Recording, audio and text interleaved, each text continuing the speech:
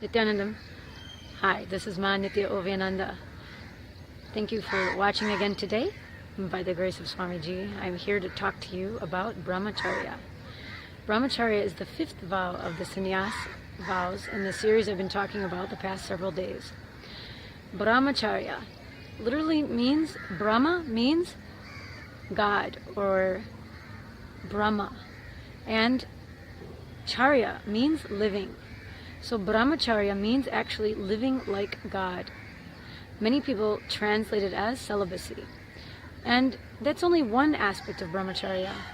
But it is actually living like God. Because what we realize and what we begin to understand and cognize is that we are not the body. So we cannot be touched by anything. So lust does not touch us. So our thoughts, words, and deeds are pure from that. And if there is any kind of a hormonal thing, because we're still a human in the human body, and it is filled with chemicals, imbalances that happen, such as, during the menstruation cycle, or during anger, or certain things, you have that adrenaline run through you, those chemicals. And then also, the hormonal imbalances come. So what happens?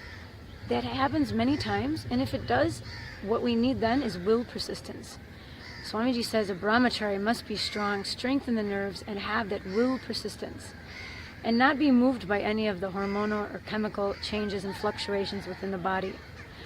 And additionally, many things happen, and especially the male body is even more so, because they have to deal with all the psychological, physiological, mental, emotional, all of the different aspects.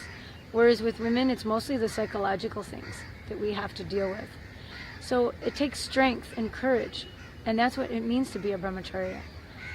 And to reach that space, because it's a very important space to have the purity of the mind, the emotions, the thoughts, the being itself, the physical body. If you read about also Kundalini Awakening in Hatha Yoga Pradipika and other scriptures, it speaks about lust and the releasing of that, and how it is negative. And it's negative because that energy is wasted, it's spent, and that energy should instead be cultivated and used, and so that the Kundalini can be pushed upward from the Muladhara, the root-based chakra. It should be pushed upward, and it uses that energy, that sexual energy, to push up the Kundalini to the crown chakra, and eventually then that is where the enlightenment happens. See, of course, we've spoken also about how Kundalini is misrepresented, when actually they have it all wrong, because it's used, that energy is converted, and by having the celibacy, and by practicing all of the methods and the other 4 vows, that energy is enriched, and it's encouraged, and it's increased as it stays in the body, and it's developing itself and pushing the Kundalini further and further up, until eventually she will reach the Sahasrara. It's like, if you've ever seen those games where you hit the hammer onto the bottom part and that piece raises up and hits the bell. In a way, that's kind of what it is. So if we maintain that ferocity and we maintain that will persistence, we can reach that space, keep our bodies pure. And anyway, as we start to realize that we are not the body, all of those external things we don't need. Because once you have a Kundalini awakening, once you meet a living avatar and you're initiated, you realize that the spaces that you feel inside, the energy you feel inside, is far greater and far more amazing than anything you can imagine. I have been through many things. I've seen it all. I've been on vacations, I've seen wealth, I've seen all the parties and all the different things. And believe me, there is nothing that compares to the darshan of the living avatar. I remember one time during my first inner awakening, he just touched my forehead, and all of a sudden I started to notice just below my heart chakra is what's called the Anandagandha chakra, and I felt almost as if there was a fire kindling there and spinning and turning, like a fireball was there. Like I felt this energy, and I realized he was putting this energy inside me. And all the beautiful different experiences that you have living around the Master is the radiating energy that he exudes. there is no, and then the bliss that arises in you, especially during the Kundalini Awakening, during his meditation processes and sitting with him in his physical presence.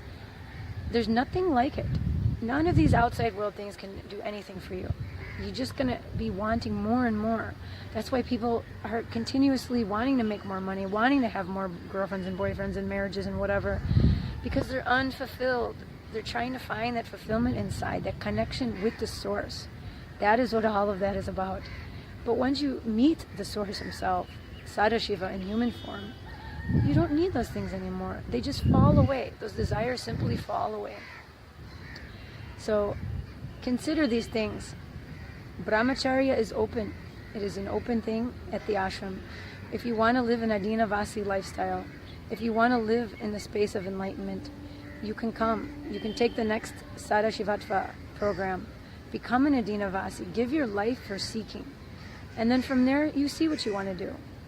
But life is for seeking and enlightenment, and you have that opportunity now. Swamiji has opened up the door during this time, allowing people to come in and experience that monastic living, that environment, to say no to this being on the grid lifestyle, this social, trap that you're put in, but to become the person that you are, that divine being. He's opened up that door. So please come. Go to nityananda.org and check out all of the next dates coming up for all the programs.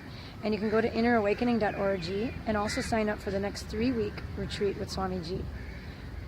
At least do something. Sign up for something and come and meet him, and you'll understand what I'm talking about. Until next time, thanks again for joining, and you have a good day. Nityanandam.